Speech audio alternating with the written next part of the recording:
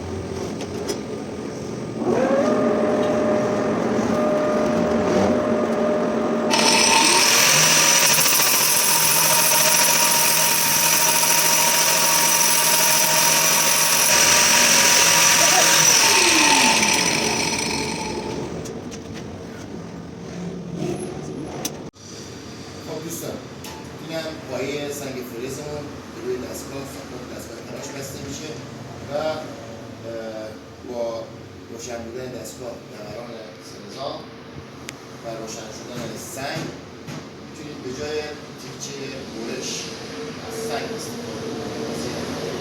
اجسام خشکی که بولر یا همون تیکچه برش برگی داره میتونید با این وسیله میتونین برشکاریاتون رو انجام بدید. اگه دقت بالا و تمیزی میخواید، دقتش در حد تیکچه برش یا الماسه هست.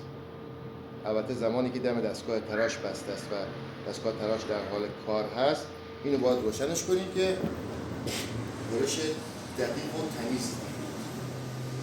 ممنون از لطفتون که ویدیو رو نگاه کردید. ان شاءالله تا